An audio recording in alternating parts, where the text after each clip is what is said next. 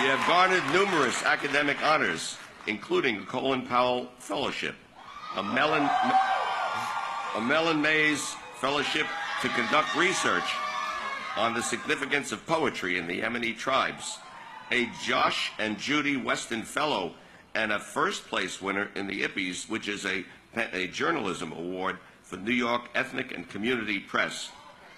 You are a trailblazer as a Yemeni American who has broadened your exposure to both the U.S. and Middle Eastern cultures.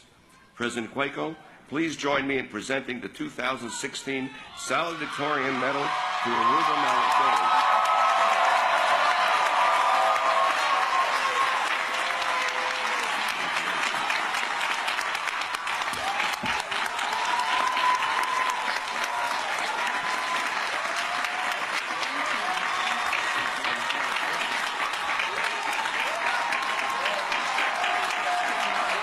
Thank you.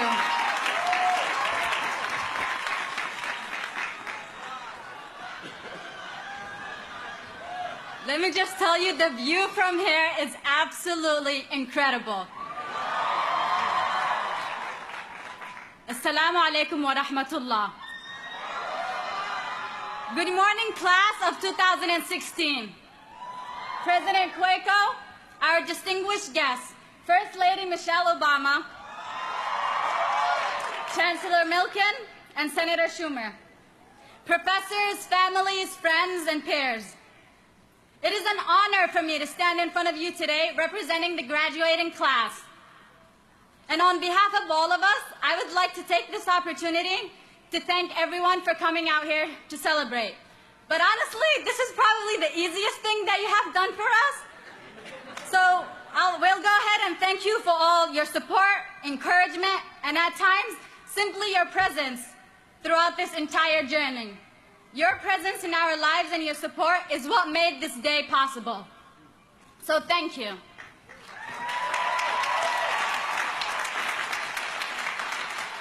I was born and raised in Yemen, and before migrating back with my family to the United States, I couldn't have imagined attending college simply because we weren't allowed to. My sisters weren't allowed to, girls before me weren't allowed to. So that was the case. Yes, I have been a nerd since I was a little girl, but honestly, I was a nerd that knew her limits and accepted them. After experiencing a keen desire to enroll in high school, and at the same time, the support from a man who has made it possible and accepted to engage in debates and arguments with his outspoken daughter,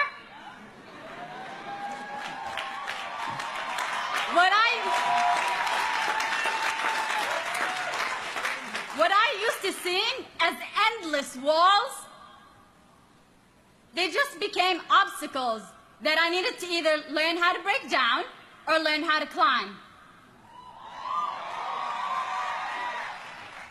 I fought to be allowed to pursue an education, for the right to be here. As I am sure all of you standing in front of me today fought for the same thing. We earned the right to be here. My personal story I get to share with you today. I personally fought and broke a tribal tradition that destined girls in the Bani Mansour family of Yemen to the University of Kitchen rather than a proper education. I can laugh now as I remember that while my high school friends were worried about what to wear to prom and who to ask, I went through sleepless nights figuring out a blueprint for the next day's debates and arguments with my dad. At times I cried myself to sleep after hearing from the people that were most close to me what college will do to me. It will ruin me, strip me out of my identity, my religion, my tradition. Basically, it would corrupt me.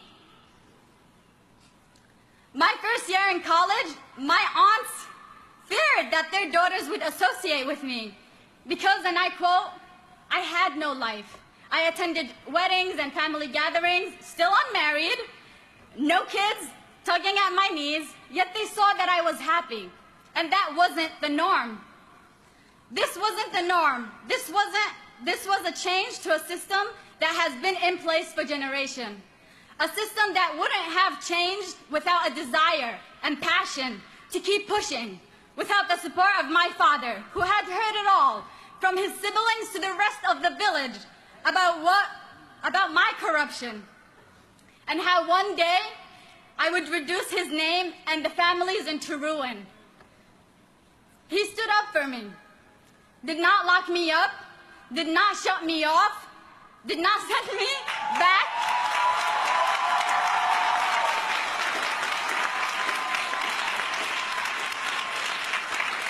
He did not send me back on the first plane back to Yemen to marry me off like many families do. Daddy, I'm standing here today with the First Lady of the United States of America. So hold your head high and proud. You allowed me to push, to debate, to dismantle walls, to persuade, rather than shut me off like the norm. You made me into the woman I am today. For that and for so much more, I am eternally grateful.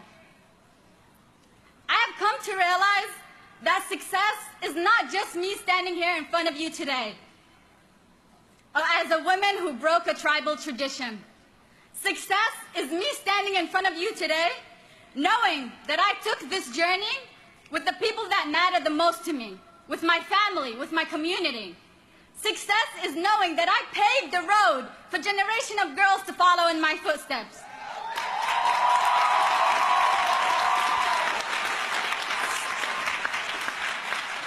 Success is knowing that 11 of my cousins are now enrolled in GED courses.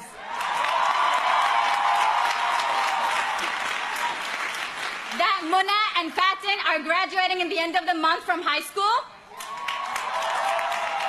That Dua and Besma are registering for college.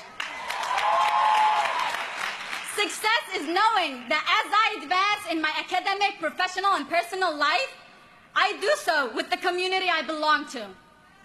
That our thoughts, our conversations, and our view of the world grew and changed and was influenced by my journey. I invite you all to take this a step further. It may be small and make sustained changes that will maybe small in day-to-day experiences, but could still create a wave reaction that will ultimately move us forward together as a society. And please remember that a simple conversation has the power to change a mind.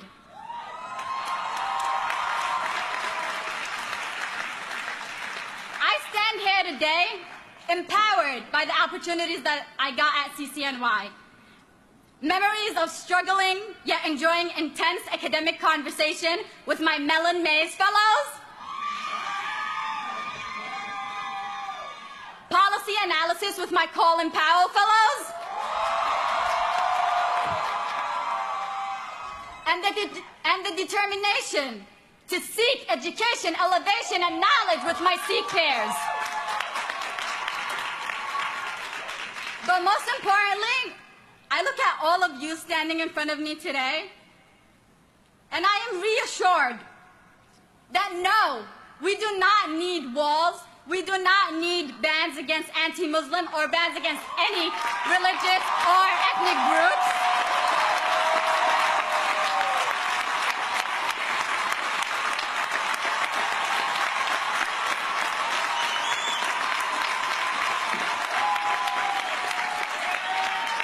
Because hatred and terrorism has no religion, has no ethnicity. And on behalf of us all at CCNY, I invite you all and the rest of America to prolong your visit at City today. Clearly, some people needed that more than others.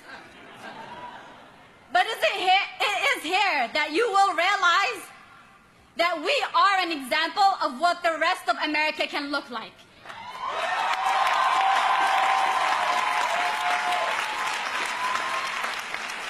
Before I end, I would like to say a few words in Arabic to my mother, who does not understand English, yet managed to attend events and conferences to support me. At times even missing when my name was called because of the way it was pronounced. So shout out to my sisters for giving her the heads up when to clap. And who absolutely hasn't understood a word of my speech today, but I have no doubt that if you find her in the audience, her eyes are filled with tears and yet there's a smile on her face. والدتي الغالية، كلمة شكرا لا تكفي لما قدمتيه لي ولأخوتي، ونحن نسعى لصنع حياة أفضل لنا ولأولادنا. سهرك وتعبك وحبك ليس إلا جزء مما جعل الله عز وجل يجعل الجنة تحت قدميك.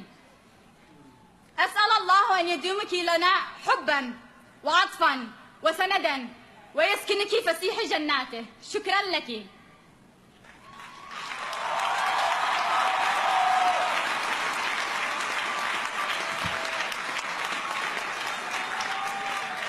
There are people here at City who have made my journey special and helped me reach where I am today.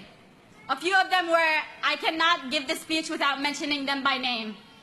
Thank you to Professor Bessie, Professor Kamal, Professor John, Dr. Brownlee, Dr. Zeballos, my supervisor, Yoko from the Cohen Library, the amazing faculty and staff of the English, History, Foreign Languages, and Sikh departments. A special thanks to my family here today, my friends, and of course all of you graduating today. Class of 2016, congratulations to us all and thank you.